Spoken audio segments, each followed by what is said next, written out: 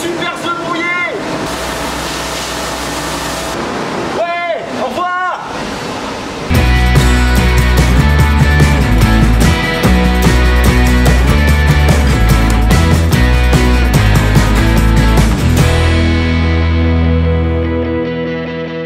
Bonjour et bienvenue à vous. Ah, non, un grand silence maintenant se fait. Salut Alex. Salut.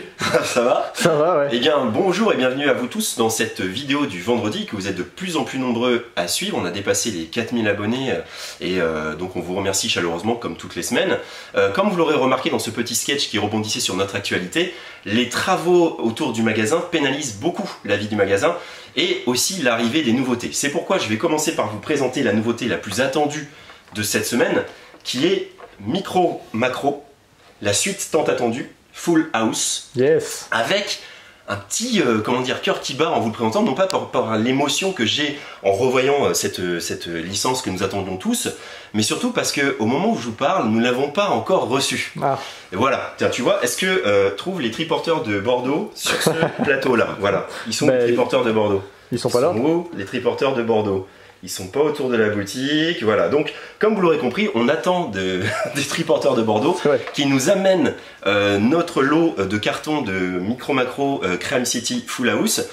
Et on espère que quand vous verrez cette vidéo vendredi à midi, eh ben, on l'aura reçu. Voilà, donc on croise les doigts. Cela dit, on devrait la voir peut-être en fin de journée, peut-être samedi, on verra. Enfin, on espère, on fait tout. Et d'ailleurs, Florent de BlackRock, que je remercie, fait tout en envoyant des tas de mails à tout le monde. Donc ça, c'est bien aussi de te remercier, Florent, de te bouger pour qu'on ait le Micro Macro. Mais pour l'instant, nous, on avait reçu une petite boîte qu'on a déjà un peu commencé à jouer. Donc on peut vous dire qu'on retrouve ce qui a fait le succès du jeu avec la jolie petite carte. Ah oui, là c'est une nouvelle carte. Là, ouais, une nouvelle carte qui a, il y a un, comment dire, une espèce de rivière, de grande rivière. Je suis dans le bon sens là? Non.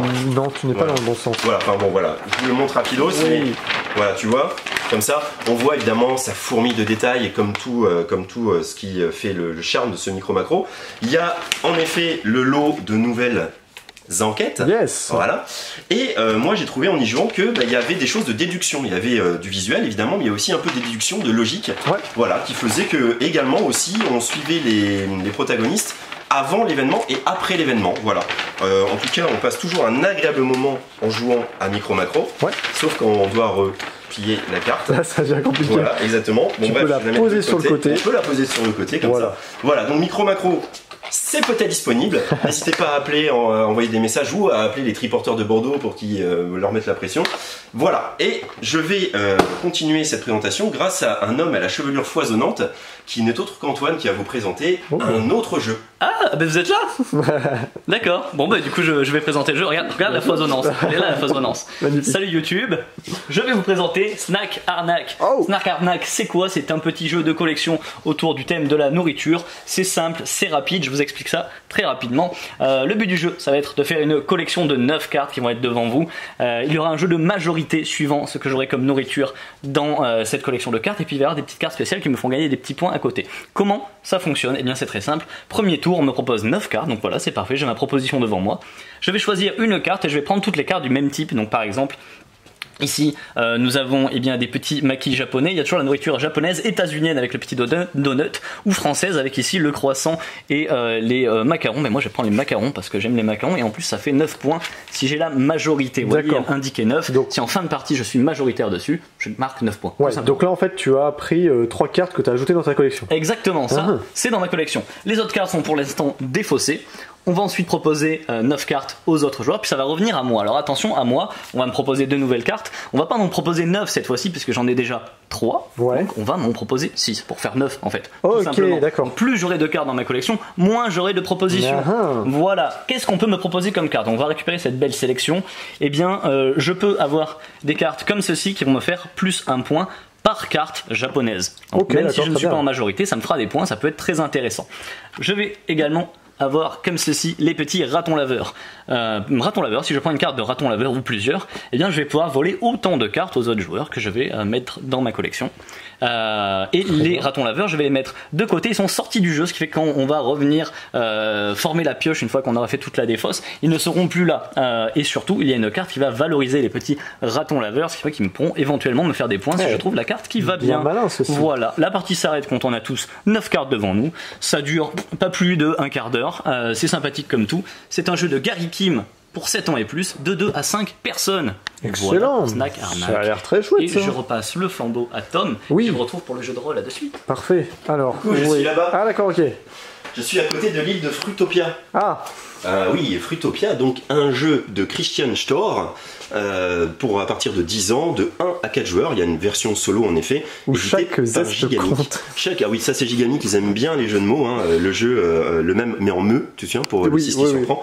Et chaque zeste compte.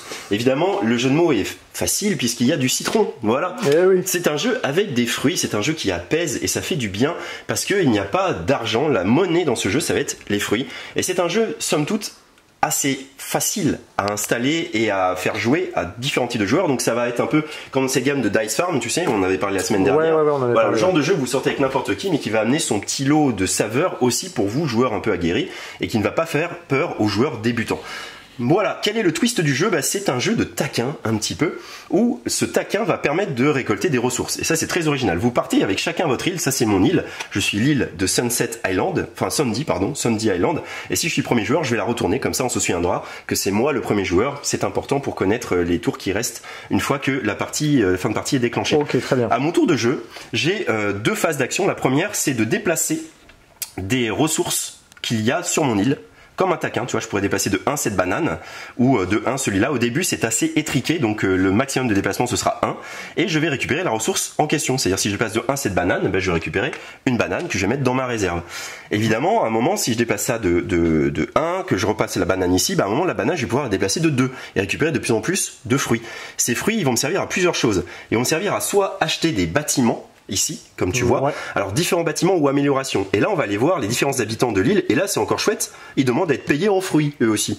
Donc ici, pour une banane et un citron, je pourrais prendre n'importe quel projet qui est proposé par cette personne-là, Ok. habitante de l'île, afin de l'améliorer. Récupérer des fruits pour acquérir des bâtiments, quoi. Exactement. Les coûts étant indiqués ici, étant du moins onéreux au plus onéreux, mais Ok. également tu as un système de points de victoire. Ici, je ne marque qu'un seul point de victoire, donc sur la petite piste. Et là, j'en marquerai 5 rien qu'en allant voir ce personnage-là. Ensuite, je vais leur prendre un bâtiment. Les bâtiments, ils sont différents. Il va y avoir des espèces de paniers améliorés, vous voyez, entre le citron ou le citron, enfin la banane ou le banane citron. Si j'ai ça, à chaque fois que je vais avancer, je gagnerai soit une banane, soit un citron, et en plus j'aurai un bonus de 1 à chaque fois. Donc là, si j'avance de 1, j'ai soit une banane, un citron, soit 2 bananes, soit 2 citrons. Autant te dire que tu vas vite remplir ton panier de fruits grâce à ces petits jetons-là. C'est pratique. Exactement. Je vais pouvoir avoir des bâtiments qui me rapporteront des points de victoire à la fin de la partie, mais évidemment, vu que c'est un jeu où si on va gérer son petit espace personnel, eh bien ça ne bouge plus et ça va empêcher mes différents paniers de se balader sur des grandes distances. Donc il faut peut-être pas les prendre tout de suite au début. Je vais avoir des gros bâtiments, voilà, comme ceci, qui sont les gros projets qui sont là. Celui-là me ferait mettre ce bâtiment ici. Donc là, pareil, hein, très gros bâtiment, 15 points de victoire, mais un gros embêtement sur mon île. Je vais avoir des bâtiments avec des conditions de fin de partie. Par exemple, celui-ci qui dit que j'ai 4 points par bâtiment de restauration dans mon île. Voilà, bref. Et je vais aussi avoir des marchands de glace parce qu'on va pouvoir déplacer le petit kiosque à glace et aller vendre des glaces ici, comme tu peux le voir.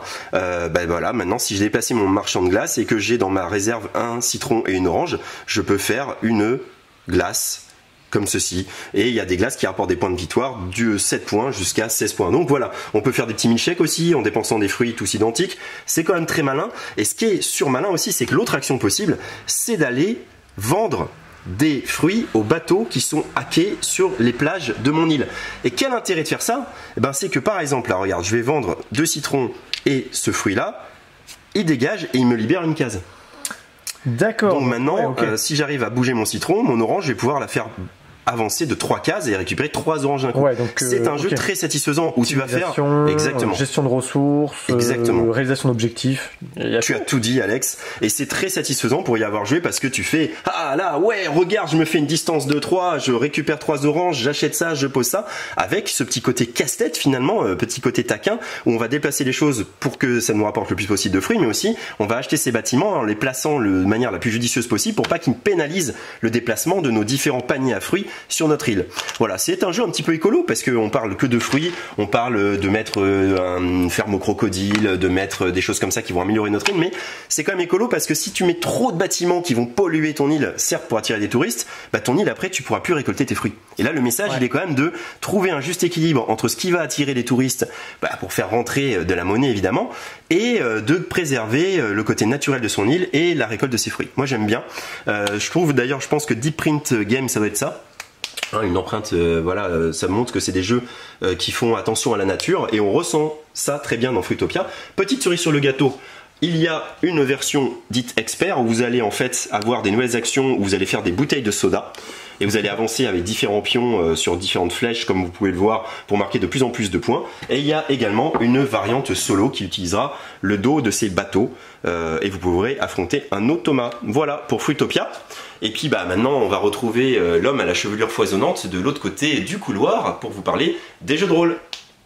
Hello, on se retrouve pour l'actualité jeu de rôle avec Yami Monotogari, le nouveau supplément pour l'Empire des Cerisiers. Hop là, c'est un supplément qui va vous emmener dans le royaume des morts, le royaume des ténèbres, le royaume des crânes qui font peur.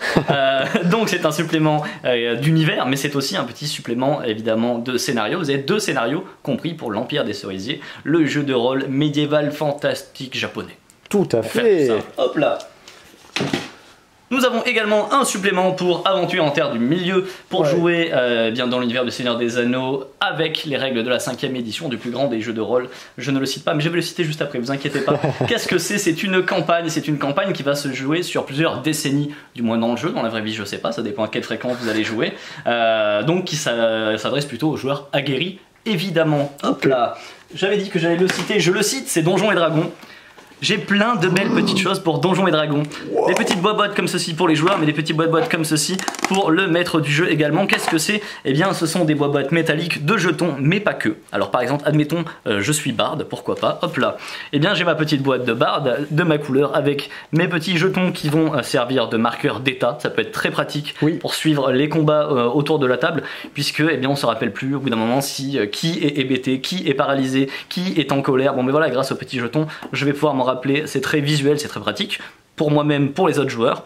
Également, je vais avoir ma petite fiche de suivi de mon personnage en matière effaçable à sec. Donc ça va être super pratique puisque en combat, on a toujours plein de valeurs qui bougent. Mes points de vie temporaires, comment on appelle ça, mes emplacements de sorts si je suis un jeteur de sorts.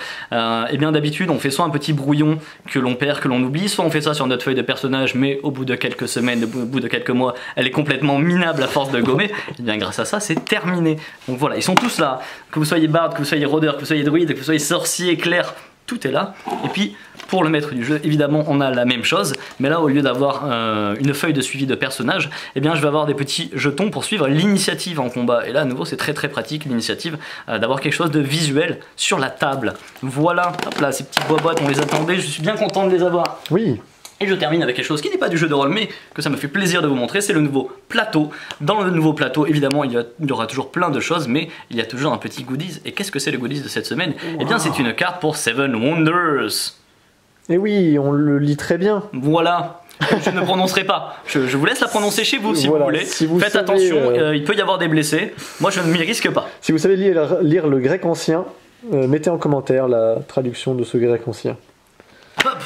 C'est fini pour moi, je passe la main. À la prochaine, bye. Pandémie de Matt Leacock et Tom Lehman.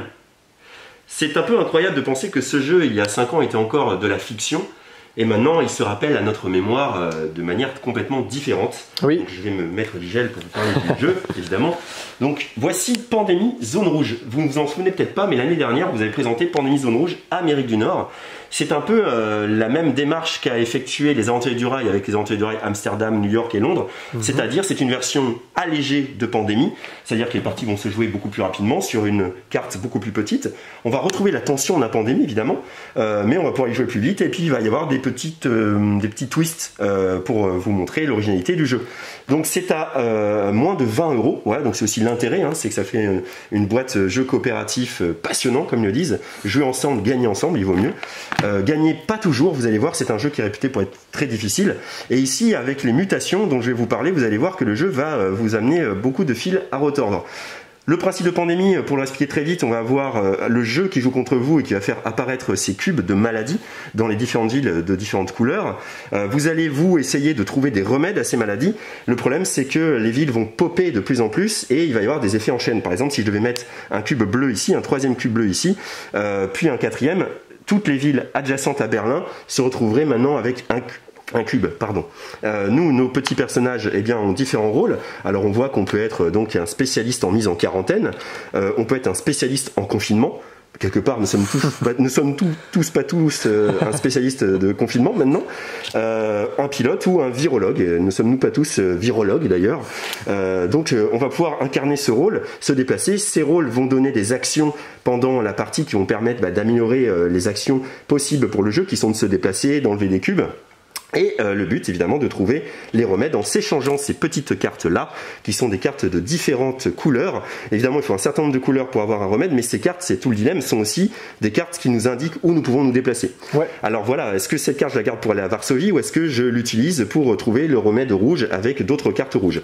La subtilité de ce Pandémie Zone Rouge Europe, et ce qui fait sa différence, ce sont les cartes mutations. Il y en a plein, je les ai mélangées dans le paquet. On peut, selon la difficulté, en mettre peu ou beaucoup. Et les mutations vont amener des nouvelles règles. Voilà, par exemple, hautement contagieuse.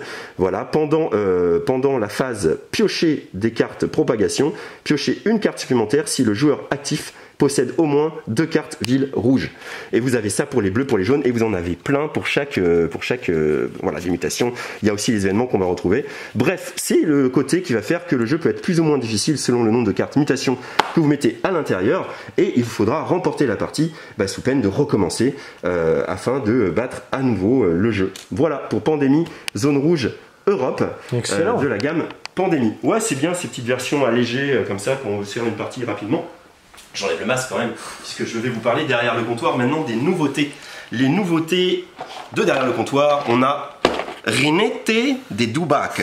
Voilà, c'est donc l'extension soldat montée sur Dubac, très attendue.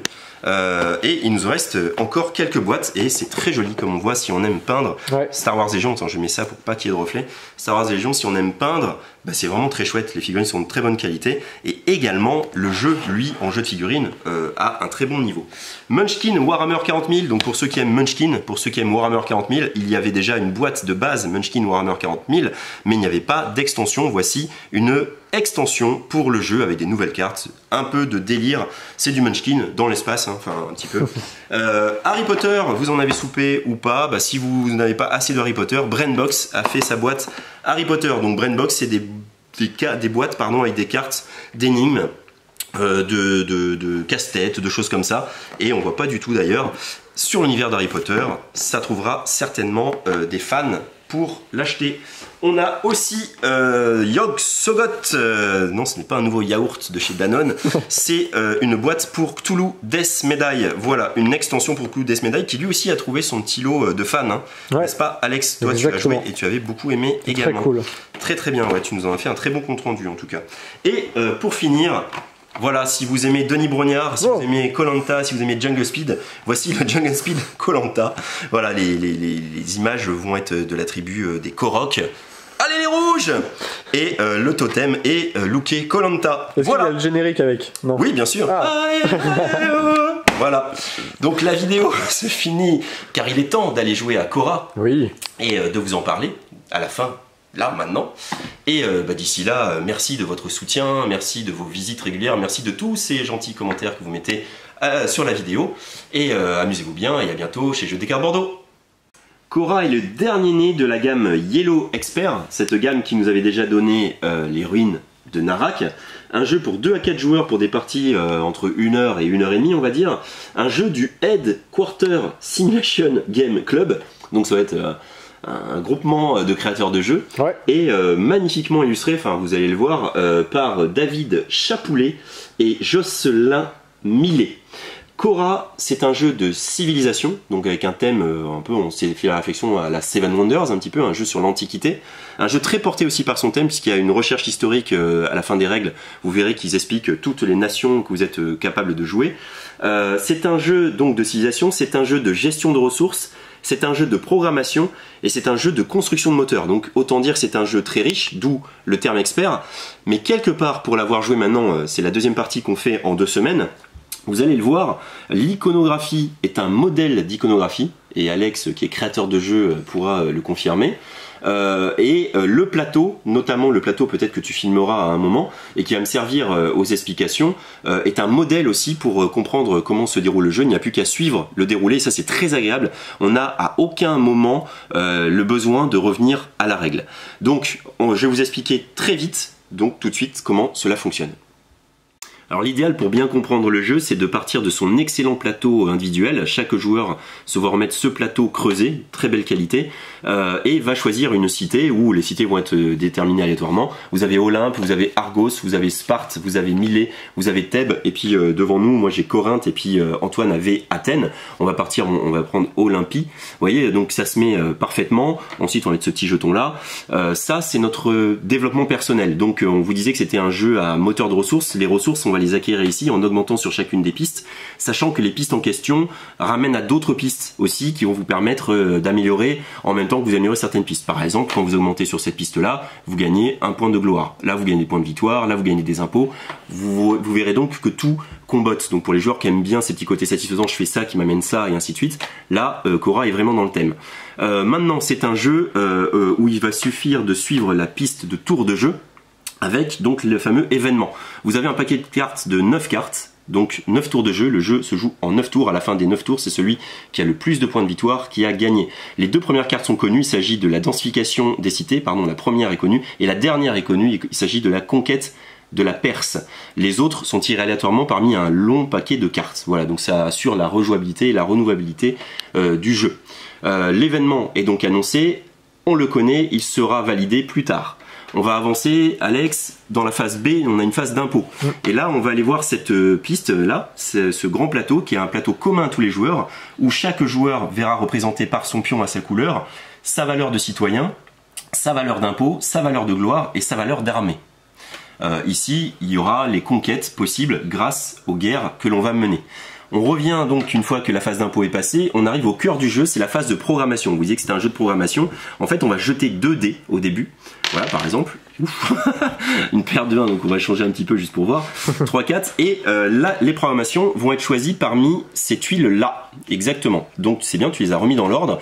On a le 0, la philosophie, qui va permettre de gagner un jeton philosophie, on expliquera après. La législation, qui permet de monter chez les citoyens, de piocher des cartes, parce qu'au début de la partie, on va avoir des cartes. Et ces cartes, pendant la partie, on pourra les poser. Et ça aussi, les cartes, il y a, si tu veux bien montrer, des cartes rouges qui font des points de victoire à la fin, des cartes jaunes qui font des trucs immédiats, et des cartes violettes qui font des choses pendant la partie qui vont améliorer un peu votre cité. Par exemple ici j'ai ce pouvoir là qui va être à chaque fois que la condition est remplie une manière pour moi de marquer des points de victoire, des points de gloire, des points d'impôt, des sous, enfin bref il y a plein de ressources à gérer dans le jeu.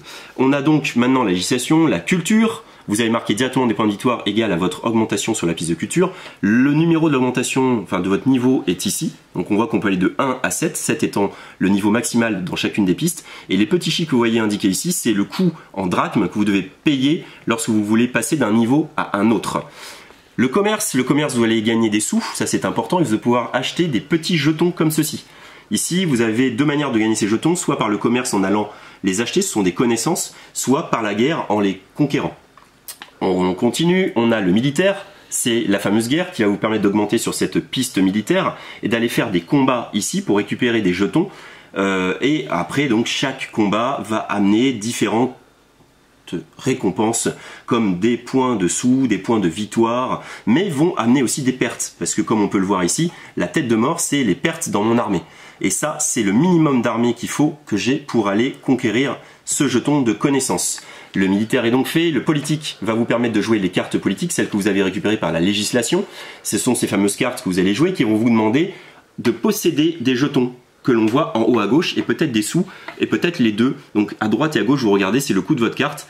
C'est très sympa parce que les jetons qu'on gagne, on ne les dépense pas, donc c'est vraiment exponentiel. On a ce côté moteur de ressources aussi qui va se gérer avec nos petits jetons parce que plus on a de jetons comme ça, plus on peut poser de cartes puissantes sans jamais les dépenser. Un petit peu comme dans Seven Wonders en fait. Plus on a de ressources et plus on peut faire de choses. Et ensuite le développement. Le développement va vous permettre d'augmenter sur une de ces pistes-là, enfin de monter petit à petit dans la piste de votre cité. Et là, chaque cité, je vous ai montré les différents petits plateaux, chaque cité a son propre modèle de développement, sa propre arborescence, et au fur et à mesure, on va aller jusqu'au dernier niveau qui est pour chaque cité la manière de marquer des points de victoire en plus que la manière classique de marquer des points de victoire avec des passages par des pouvoirs immédiats ou des pouvoirs, on va dire, pour toute la partie. Bref, vous l'avez vu, une fois que cette piste-là, enfin cette phase-là est passée, on va passer donc à la phase d'action et de révélation de ces actions.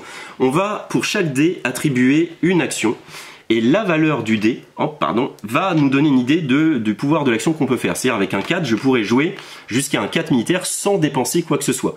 Mais si je voulais faire un développement avec mon 4, je suis obligé de payer la différence en citoyen. C'est l'intérêt des citoyens, c'est qu'ils vont nous permettre de compenser la malchance au dé. Voilà, donc une fois qu'on a programmé ces actions, chacun les révèle et on va les faire un petit peu comme dans Citadel en appelant du numéro 0 au numéro 6 et chacun va faire ses actions. La seule action qui peut ne pas se faire en simultané, c'est l'action militaire, hop, puisque dans le cas du militaire, on va récupérer, en commençant par le premier joueur qui a le plus petit résultat de ces 2 dés, le jeton de son choix et ainsi de suite. Donc les tours se succèdent comme ça jusqu'à la phase E. La phase E, c'est la phase de progrès, c'est là que vous allez pouvoir augmenter sur votre piste de progrès, sur une de vos pistes de progrès. On peut augmenter une fois, normalement, en payant le coup, mais on peut, grâce au jeton philosophie, ici, c'est ça, augmenter sur d'autres pistes en payant le coup. Voilà, les jetons philosophie, on ne l'a pas dit, mais dans la phase D, ils permettent, quand vous posez des cartes, de compenser avec 2 jetons philosophie un jeton qui vous manquerait, ou alors dans la phase C, de pouvoir compenser une perte de citoyen quand vous avez attribué une valeur d'action supérieure à la valeur de votre dé, jusqu'à 3. Voilà. Une fois que ceci est fait, on va arriver à la phase F qui est la résolution de l'événement. Donc il y a différents types d'événements qui sont des événements militaires, des pertes de sous, des gains de citoyens, enfin ça c'est très divers, c'est très varié. Et ensuite on va arriver à la phase G qui est la phase des succès. Les succès, ce sont ces pistes-là que vous voyez.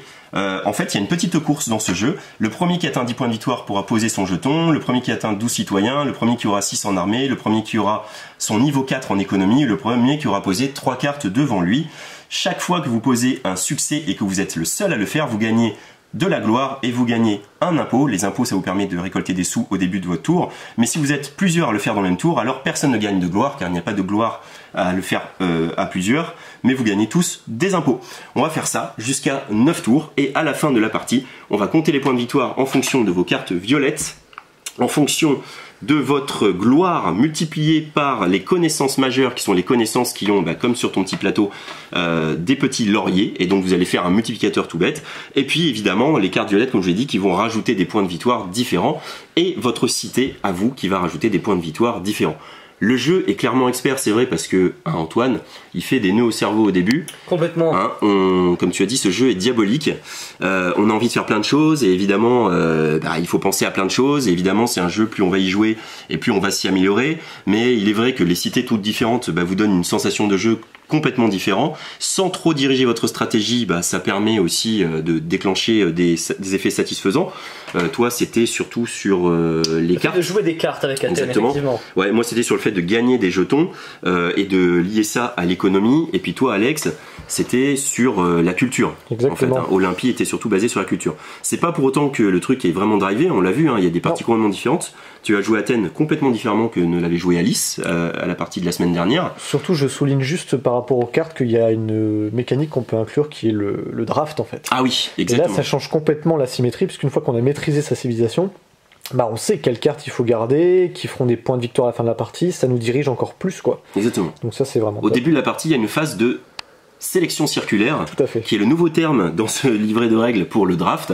Et donc, en effet, on va sélectionner chacun une carte parmi, on en a 5 je crois au début. Exactement. Ouais. Et on va en sélectionner une, on va faire tourner jusqu'à ce qu'on ait nos 5 cartes. Et évidemment, nous c'est un truc qu'on n'a pas fait dans les premières parties parce qu'on connaissait pas bien le jeu. Mais c'est évident, alors on l'a pas refait là parce que tu connaissais pas bien le jeu, mais maintenant qu'on connaît tous bien le jeu, c'est évident qu'on va drafter, on va faire une sélection circulaire. Parce qu'il y a des cartes qui combattent très très bien avec ta cité, il y a des autres qui sont pas très intéressantes.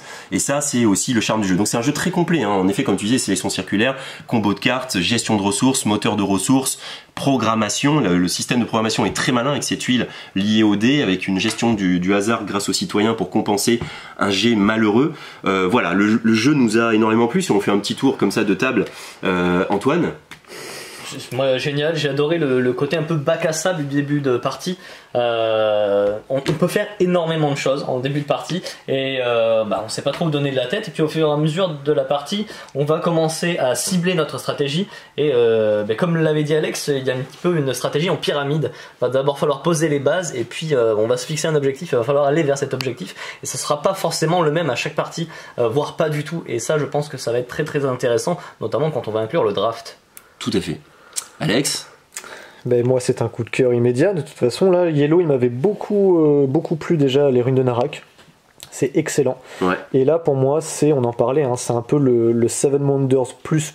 C'est vrai. Si vous cherchez un jeu dans cette gamme là, mais vous sentez que Seven Wonders, vous aimeriez un peu plus quoi, quelque chose de plus costaud, il faut foncer sur Khora parce que c'est juste mais parfait. La gestion de cité est géniale, il y a de tout, il y a des cartes, il y a de la gestion de ressources, il y a un peu d'aléatoire qu'on peut contrôler, il y a de la course à des objectifs, enfin, pour moi ce jeu il est complet, et effectivement tu l'as souligné aussi Tom, hein, je l'avais dit, mais l'iconographie elle est, pour moi elle est plus que sublime en fait, c'est immédiat, il n'y a pas de question à se poser, le tour de jeu sur le plateau du joueur il est limpide, pour moi c'est un des meilleurs jeux de la gamme Yellow Expert en fait. Ouais, bah t'as tout dit, moi pareil, les choix sont cornéliens, on réfléchit, on dit ah si je fais ça je peux augmenter là-dessus, en plus toutes les pistes sont un peu liées, en croisée, comme ça on voit qu'elles sont toutes interconnectées, on se dit, puis au début on se dit mais comment je peux augmenter mon armée déjà, et comment je peux augmenter ma gloire, et puis on voit que c'est par d'autres biais qu'on va pouvoir faire des choses en effet comme ça boule de neige. L'iconographie, mais c'est vrai que c'est un jeu expert, mais finalement j'ai l'impression qu'on pourrait le faire jouer à des gens pas forcément experts parce qu'ils auront plus qu'à se laisser guider par le plateau, que finalement au fur et à mesure comme Seven Wonders, c'est en ça qu'il se rapproche de Seven Wonders. Les premières parties, toi Antoine tu l'as vécu, hein, tes premiers tours étaient plus pénibles au début, puis à la fin tu vas être de plus en plus clair, et maintenant si tu devais rejouer, voilà, ça va être limpide et aucun tout seul problème. quoi. Ouais, tout à fait. Le côté diversité de chaque nation, le côté civilisation, le côté la romantique, etc. Enfin, c'est vraiment super réussi. Et le draft aussi en fait. Ouais, enfin il y a plein de mechas qu'on aime, qui sont intelligemment posés, avec un thème qu'on aime tous en tout cas, et que beaucoup de gens aiment en tout cas, avec ce côté piste comme ça, vraiment c'est super réussi, il y a rien à dire, nous on l'attend avec impatience, donc ça sort le 1er octobre pour mon anniversaire. Il y aura également en vente en même temps que cette boîte de Khora des pièces en métal, donc ça peut remplacer ces très jolies pièces quand même, hein. En carton, tout le matériel est vraiment magnifique, hein, ça c'est sûr que le travail a été fait de manière royale. Et donc il y aura comme des petites pièces en métal qui seront vendues en même temps que cette boîte de Khora. Voilà, Khora qui sort le 1er octobre, qui est donc le jeu expert certainement qu'on attend le plus maintenant, puisque c'est le jeu qu'on joue le plus en ce moment. Et c'était une envie, comme on a fait pour Dune Imperium, qu'on a fait pour les ruines de Narak, c'était une envie de vous le faire découvrir. Là en plus en situation, vous le voyez un peu en fin de partie, vous voyez que ça a augmenté sur toutes les pistes, vous voyez qu'il y a eu des points de victoire, vous voyez que le jeu a vécu et que notre ressenti il est très très bon. Donc bravo, bonne pioche pour Yellow. Ce Khora, l'apogée d'un empire, va certainement faire parler de lui. C'est tout le mal qu'on lui souhaite évidemment. Voilà, la présentation est finie, il est temps de rentrer chez nous et pour toi de faire le montage de la vidéo que vous êtes en train de regarder. D'ici là, amusez-vous bien et à très bientôt chez Jeux des Cartes Bordeaux. Ciao.